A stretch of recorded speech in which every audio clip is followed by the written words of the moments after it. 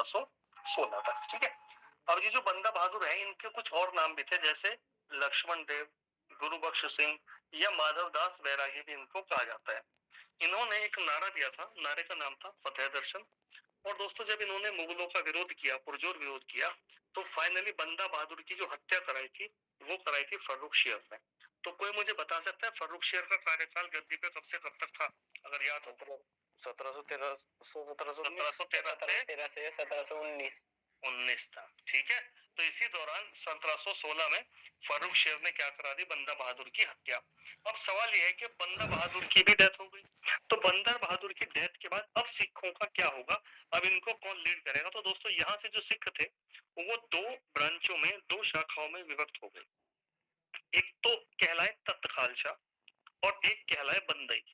तख्त खालसा का मतलब कि वो लोग जो गुरु गोविंद सिंह जी या उनके पहले से सिख धर्म चला आ रहा था, तो उन्होंने कहा कि भाई हम तो उसी को फॉलो करेंगे।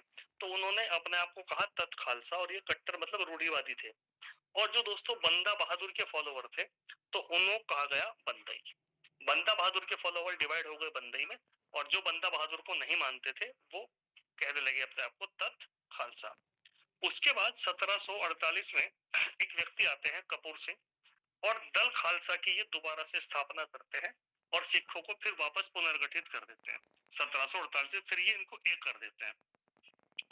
अब पहले कपूर सिंह दल खालसा को एकत्रित करते हैं, और कपूर सिंह के बाद फिर दल खालसा का जो नेतृत्व है, वो आता है जस्सा सिंह आहलूवालिया के हाथ में। ठीक। और जस्सा सिंह आहलूवालिया के समय पर ही बहुत इंपॉर्टेंट काम होता है कि ये जो पूरा का पूरा सिख साम्राज्य था, ये छोटी छोटी रियासतों में टूट जाता है, और हर व्यक्ति अपनी रियासत का क्या बन जाता है, राजा। और इन रियासत को कहा जाता था मिसल। तो सरदार जस्सा सिंह आहलूवालिया के समय जो सिख थे, वो 12 छोटी छोटी रियासतों में टूट गए, और जिनको क्या कहा गया, आपका मिसल। इन्हीं 12 मिसल में से एक इंपॉर्टेंट मिसल जो हमारे काम का है, दैट इज सुकर चकिया मिसल। तो सुकर चकिया मिसल, मिसल का मतलब है छोटी सी रियासत, जब ये आप टूट गए अलग अलग स्वतंत्र रियासतों में। तो शुकर चकिया मिसल के जो संस्थापक थे, वो थे चड़क सिंह। फिर आगे जाके इसी में शुकर चकिया में राजा बने महासिंह, और महासिंह के पुत्र थे महाराजा रणजीत सिंह। ध्यान रखना है। तो शुकर चकिया मिसल के जो संस्थापक थे, फाउंडर, वो थे चड़क सिंह। फिर आगे जाके इनके पुत्र महासिंह, और फिर महासिंह के बेटे कौन है, महाराजा रणजीत सिंह। और महाराजा रणजीत सिंह ही हमने आगे पढ़ने हैं, बहुत इंपॉर्टेंट। तो दोस्तों, महाराजा रणजीत सिंह का जो जन्म है, गुजरावाला पाकिस्तान जो वर्तमान है, वहां पे हुआ था 1780 में। इनके पिता का नाम आपको बता दिया, महासिंह, और इनकी माता का नाम था राजकौर। दोस्तों, 1798 में अहमद शाह अब्दाली का पोता था जमान शाह। तो अहमद शाह अब्दाली का पोता पंजाब में सॉरी सॉरी आक्रमण करने के लिए आया। तो जब पंजाब अटैक करने के बाद ये वापस जा रहा था, तो रास्ते में नदी पड़ती थी चिनाब। तो जब चिनाब नदी को क्रॉस कर रहा था, तो इसका जो तोपें थी, उनमें से 12 तोपें नदी में गिर गई। 1798 की बात है। अहमद शाह अब्दाली का पुत्र जमान शाह पंजाब आक्रमण करने के लिए आया, और लौटते टाइम उसकी 12 तोपें चिनाब नदी में गिर गई। महाराजा रणजीत सिंह ने ये 12 की 12 तोपें निकलवाई, और निकलवाने के बाद जमान शाह को वापस कर दी। इस बात से जमान शाह खुश हुआ, ठीक है, इनकी ईमानदारी से।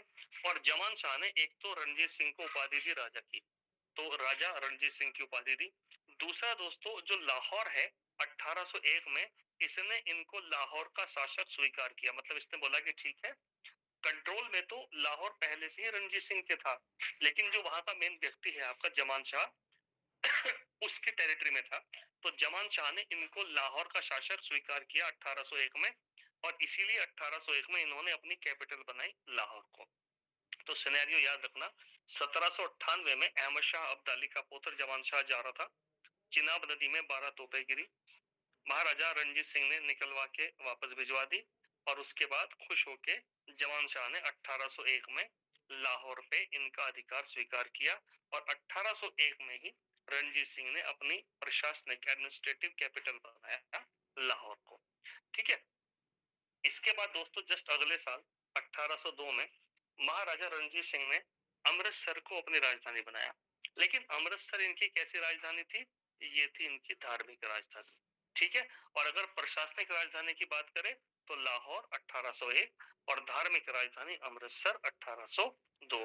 तो यहाँ से जो है महाराजा रणजीत सिंह ने अपना साम्राज्य एस्टेब्लिश करना शुरू किया धीरे धीरे।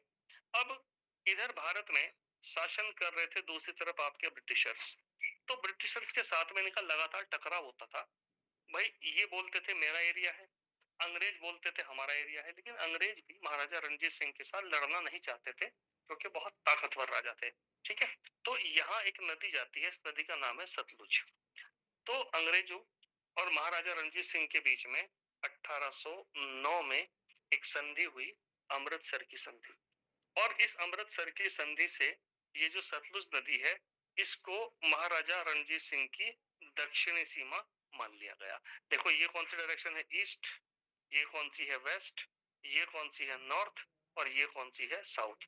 तो महाराजा रणजीत सिंह की जो दक्षिणी सीमा मान लिया गया वो किसको मान लिया गया, आपका सतलुज नदी को, कि इसके ऊपर ये सारा का सारा आपका क्षेत्र और भाई इसके नीचे हमारा क्षेत्र। तो इसी तरीके से अंग्रेजों के बीच में और महाराजा रणजीत सिंह के बीच में एक संधि होती है, अमृतसर की संधि। और कौन सी नदी आपकी, सतलुज। अब सवाल ये है कि सिखों की तरफ से तो इस संधि पे साइन करे महाराजा रणजीत सिंह ने, लेकिन दोस्तों अंग्रेजों की तरफ से इस पे साइन किसने करे, तो अंग्रेजों की तरफ से इस पे साइन करने वाला व्यक्ति था चार्ल्स मेटकॉफ। और दोस्तों चार्ल्स मेटकॉफ को भारत में प्रेस का मुक्तिदाता भी कहा जाता है। क्यों? क्योंकि अंग्रेजों ने जब भारत में प्रेस के ऊपर तमाम प्रकार के प्रतिबंध लगाए तो उन प्रतिबंधों को समाप्त किया चार्ल्स मेटकॉफ ने। इसीलिए चार्ल्स मेटकॉफ को भारत में प्रेस का मुक्तिदाता भी कहा जाता है, ठीक है। अब दोस्तों इसके बाद विवाद शुरू हो गया एक दोस्त मोहम्मद से। ये भी वहीं पर रहता था अफगानिस्तान में, और ये बेसिकली लाहौर को कब्जाना चाहता था। ये चाहता था कि जो लाहौर है उसके ऊपर मेरा कंट्रोल रहे। तो इसने क्या करी, ब्रिटिशर्स के पास गया और ब्रिटिशर्स के पास जाके इसने उनसे हेल्प मांगी कि भाई मैं लाहौर को कब्जाना चाहता हूँ और आप मेरी हेल्प करो महाराजा रणजीत सिंह से ये कब्जा वापस लेने में। लेकिन ब्रिटिशर्स महाराजा रणजीत सिंह को नाराज नहीं करना चाहते थे, पावरफुल राजा थे। तो ब्रिटिशर्स ने इसको कर दिया मना कि नहीं भाई हमारा कोई चक्कर नहीं, तेरा काम है तू देख। तब तक अफगानिस्तान का जो शासक था वो बन चुका था शाह शुजा, ठीक है। ये शाह शुजा और आपके ब्रिटिशर्स और साथ में महाराजा रणजीत सिंह, तो ये तीनों मिलके एक संधि करते हैं, ठीक है, त्रिगुट संधि। और ये त्रिगुट संधि होती है 1839 में। तो ये तीनों मिलके संधि करते हैं कि अगर हम तीनों के ऊपर कोई भी आक्रमण करेगा एक दूसरे की हेल्प करेंगे। कौन कौन है त्रिगुट संधि में, शाह शुजा है, महाराजा रणजीत सिंह है और ब्रिटिशर्स है। अब ये जो दोस्त मोहम्मद है ये जाके मिल गया रूस के साथ। तो एक तरफ रूस और दोस्त मोहम्मद, और तीसरी तरफ शाह शुजा अफगानिस्तान का शासक, महाराजा रणजीत सिंह और ब्रिटिशर्स। और अब इनके बीच में युद्ध शुरू हो जाता है, पहला आंग्ल अफगान युद्ध, फर्स्ट एंग्लो अफगान युद्ध। ये युद्ध चलता है दोस्तों 1839 से लेकर 1842 तक। लेकिन इसी वर्ष 1839 में महाराजा रणजीत सिंह की हो जाती है डेथ। तो अब ये युद्ध किस किस के बीच में रह गया, शाह शुजा ब्रिटिशर्स और दूसरी तरफ कौन है, दोस्त मोहम्मद और आपका रूस। आपसे पूछ सकता है कि बताइए जो पहला अंग अफगान युद्ध था वो कब से कब तक हुआ था, 1839 से 42 तक। और इसी वर्ष 1839 में महाराजा रणजीत सिंह की हो गई आपकी डेथ। तो आप यहाँ पे देख भी सकते हो, ठीक है। ये आई थिंक रिपीट हो गई स्लाइड, हटा देते हैं यहाँ पे। तो 1839 में रणजीत सिंह की डेथ हो गई। और दोस्तों महाराजा रणजीत सिंह को जो ये कोहिनूर हीरा है ये शाह शुजा ने ही गिफ्ट किया था प्रसन्न होके। महाराजा रणजीत सिंह को शेर पंजाब भी कहा जाता है। और इन्होंने कुछ सिक्के चलवाए थे, कौन कौन से सिक्के, नानक सहाय और गोविंद सहाय, इस नाम से सिक्के महाराजा रणजीत सिंह ने चलवाए। तो ये तो महाराजा रणजीत सिंह का पूरा एक तरीके से टेन्योर हो गया कि 1780 से लेकर 1839 तक कौन कौन सी घटनाएं हुई। अब महाराजा रणजीत सिंह का प्रशासन कैसा था, तो दोस्तों महाराजा रणजीत सिंह का जो पूरा एरिया था, जो टेरिटरी थी, उसको इन्होंने 4 सूबों में बांट के रखा था। अब दोस्तों 4 सूबे कौन कौन से हैं, तो 2 तो हैं, 3 तो है पाकिस्तान में, कौन कौन से, मुल्तान, पेशावर, लाहौर और पूरा का पूरा कश्मीर। तो जरा इनको विजुअलाइज और इमेजिन करके देखो कि महाराजा रणजीत सिंह का साम्राज्य कितना बड़ा था। इस साम्राज्य में पूरा कश्मीर भारत वाला और पाकिस्तान वाला, पूरा लाहौर, पूरा पेशावर, पूरा मुल्तान, इतनी बड़ी टेरिटरी हुआ करती थी महाराजा रणजीत सिंह की। ठीक है दोस्तों, जो इनका शासन था या इनका जो क्षेत्र था पूरे प्रशासन को, उसको कहा जाता था सरकार ए खालसा। ठीक है दोस्तों, शासन चलाने के लिए एक 5 लोगों की मंत्री परिषद होती थी, काउंसिल मिनिस्टर होती थी, और उस मंत्री परिषद का जो हेड होता था उसको कहा जाता था वजीर। तो महाराजा रणजीत सिंह के समय पे जो इनका वजीर था वो थे ध्यान सिंह, नाम ध्यान रखना है। हेलो सर जी। एक बोलो सर, स्क्रीन नहीं दिख रही है। स्क्रीन नहीं दिख रही क्या सबको? अभी गई है भैया। है अभी गई है भैया। अच्छा, एक सेकंड, होना तो नहीं चाहिए। समवन, अरे भाई कौन है जो स्क्रीन को प्रेजेंट कर रहा है, और कौन है ये जो आगे स्क्रीन को प्रेजेंट कर रहा है? कौन कलाकार है?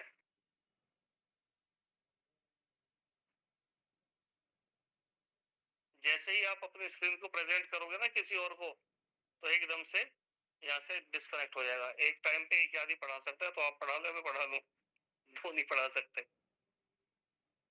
चलिए,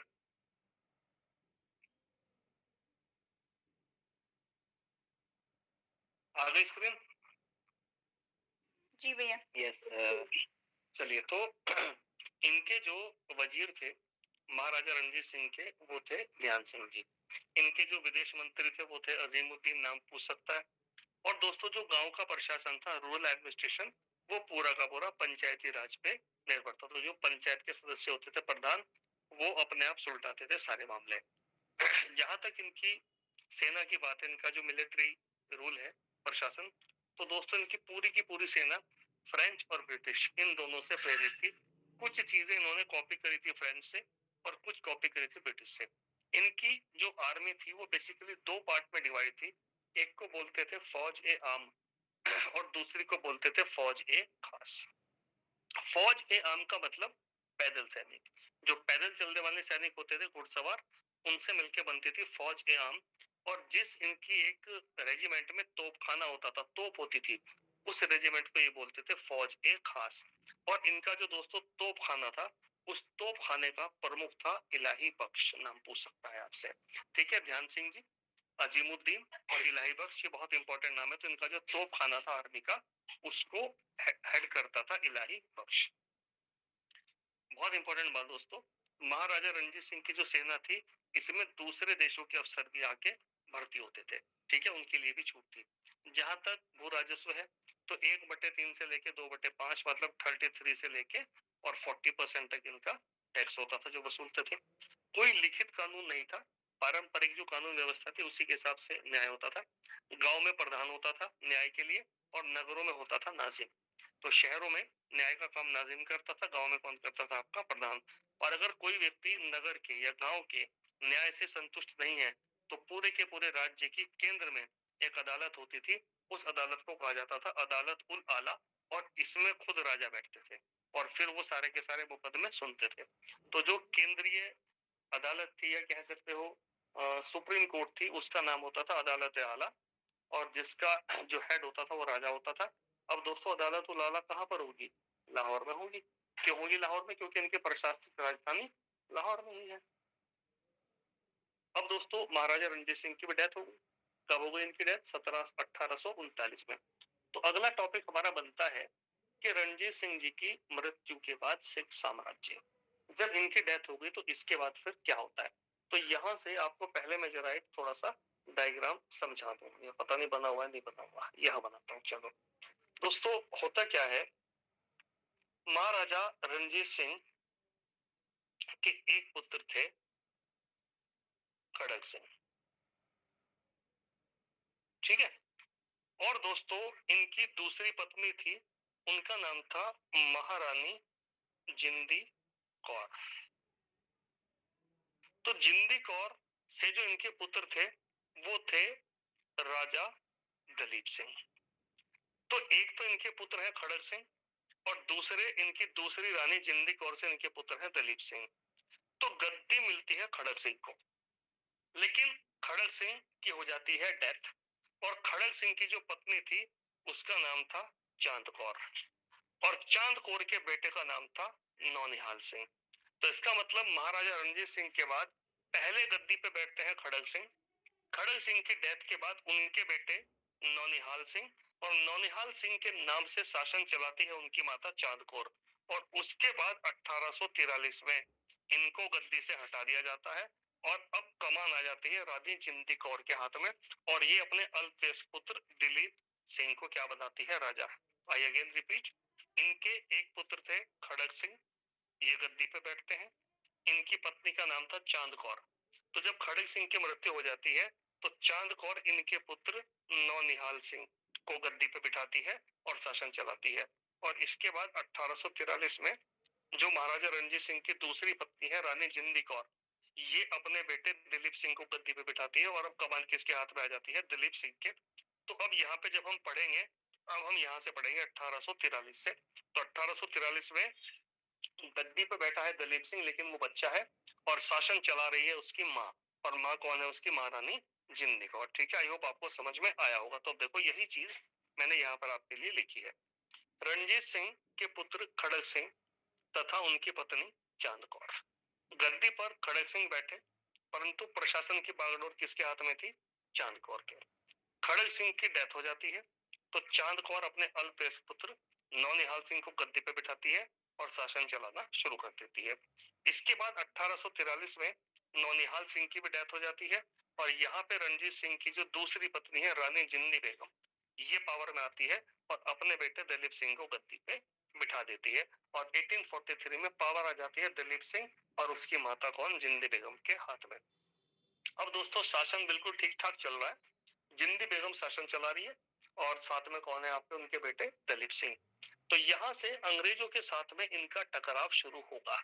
तो सबसे पहले होगा प्रथम आंग्ल सिख युद्ध। तो पहला आंग्ल सिख युद्ध कब होगा, 1845 से लेके 46। देखो जरा ये भी समझो, जो अंग्रेज थे उनका चरित्र देखो, 1839 तक, 39 तक, जब तक महाराजा रणजीत सिंह जिंदा है तब तक कुछ नहीं कर रहे ये लोग, तब तक संधि भी कर रहे, सारे काम कर रहे। लेकिन जैसे ही महाराजा रणजीत सिंह की डेथ होती है और नालायक लोग शासन में आते हैं, तो तुरंत से गिद्ध की तरीके से झपट्टा मारना शुरू कर देते हैं। तो यहाँ पर पहला आंग्ल सिख युद्ध होता है 1845 और 46 में। ठीक है, तो किस किस के बीच में, दिलीप सिंह तो बच्चा है अभी, और दिलीप सिंह की संरक्षिका कौन है, आपकी रानी जिंदी बेगम। इसमें दोस्तों एक सिखों का सेनापति था लाल सिंह, और वो लाल सिंह विश्वासघात करता है, और उस विश्वासघात की वजह से जो है ये सिख हारते हैं। तो 1846 में एक लड़ाई होती है, सबराओं की लड़ाई। इस सबराओं की लड़ाई से जो लाहौर है, ये लाहौर चला जाता है अंग्रेजों के पास, और यहाँ पर संधि होती है लाहौर की संधि।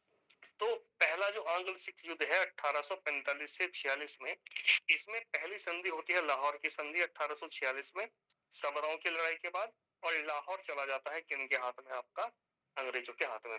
और अंत में दोस्तों जो युद्ध की समाप्ति होती है वो होती है बहरावल की संधि से 1846 में, 1846 में। अब इसी में क्या होता है कि रानी जिंदी बेगम को 1.5 लाख वार्षिक पेंशन दे दी जाती है कि भाई आप कोई बात नहीं, शासन नहीं चलाओगी, आपको 1.5 लाख रुपए वार्षिक पेंशन मिलेगी अपने जीवन यापन के लिए और शासन चलाने के लिए। ऐसा नहीं कि हम अपने हाथ में शासन ले लेंगे, इन्होंने कहा हम एक काम करते हैं, 8 सिख सरदारों की एक कमेटी बना देते हैं, और अब शासन जो है कौन चलाएगी, आपकी 8 सिख सरदारों की कमेटी बनाएगी। तो ये जो पूरी की पूरी कहानी है, ये पहले आंग्ल सिख युद्ध की है 1845 से 46। तो इस युद्ध में सबसे पहले 46 में होती है सबराओं की लड़ाई और लाहौर की संधि, और फिर युद्ध का जो एंड होता है 1846 में बहरावल की संधि से, और अंत ये होता है कि रानी जिंदी बेगम को 1.5 लाख वार्षिक पेंशन दी जाएगी, और 8 सिख सरदारों का जो समूह है वो क्या चलाएगा, आपका प्रशासन। तो कोई बात नहीं, प्रशासन चल रहा है, सारी चीजें चल रही है। अब 1848 और 49, 1848-49 में फिर दिक्कत आती है। क्या दिक्कत आती है कि जो रानी जिंदी बेगम की पेंशन थी 1.5 लाख, ये लोग क्या करते हैं, इस पेंशन को घटा के कम कर देते हैं, और घटा के कर देते हैं 48,000।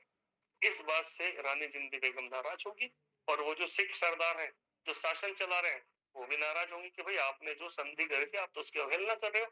तो इस बात की वजह से इस कारण से फिर होता है द्वितीय आंग्ल सिख युद्ध। तो जो सेकंड आंग्ल सिख युद्ध होता है वो होता है 1848 से लेके और 1849 के बीच में। ठीक है, तो आगे बढ़ते हैं। इस युद्ध में जो दोस्तों कुछ लड़ाइयां होती हैं, तो 1849 में झेलम नदी के तट पे एक लड़ाई हुई और लड़ाई को कहा जाता है चिलियावाला की लड़ाई।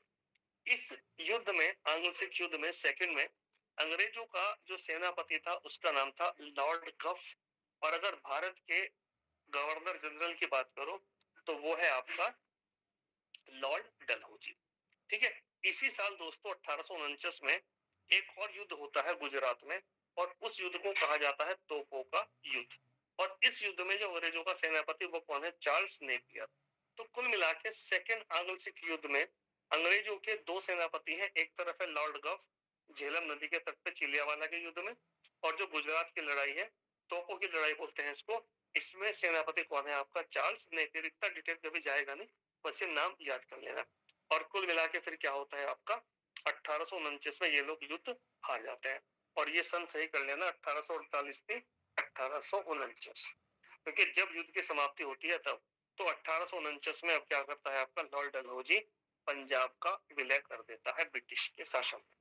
तो 1849 में लॉर्ड डलहौजी पंजाब का ब्रिटिश शासन में विलय कर देता है और शासन करने के लिए एक 3 लोगों की कमेटी बना देता है कि भाई अब जो शासन है वो 3 लोगों की कमेटी चलाएगी और ये पूरा का पूरा प्रशासन चलाने वाला है।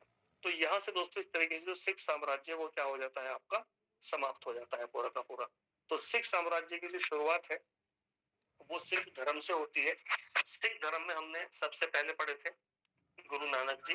गुरु नानक जी के बाद फिर हमने और चीजें पढ़ी और फिर एंड में आप देखोगे महाराजा रणजीत सिंह, और महाराजा रणजीत सिंह के बाद में फिर उनके पुत्र, और पुत्रों के बाद में पहला आंग्ल सिख युद्ध 1845 से 46, उसके बाद 1848 से 49 सेकेंड आंग्ल सिख युद्ध, और फाइनली 1849 में लॉर्ड डलहौजी पूरे सिख साम्राज्य को अंग्रेजों के साम्राज्य में विलय कर देता है। ठीक है दोस्तों, तो ये बहुत इंपॉर्टेंट है हमारा सिख धर्म। यहाँ से कई बार पेपर में सवाल आते हैं। अभी अपने पास 5-10 मिनट बचे हैं तो थोड़ा सा इसके हिस्ट्री की जरा क्विज कर लेता हूँ, क्योंकि स्लाइड तो इतनी ही थी, पढ़ाना तो इतना ही था टॉपिक आज, लेकिन अपने पास 10 मिनट है तो जरा क्विज कर लेते हैं हिस्ट्री की 5-10 मिनट के लिए। तो आंसर करते हुए चलना, जितना हमने पढ़ा है उसकी बात करते हैं। बताओ शुद्ध अरबी सिक्के किसने चलाए थे?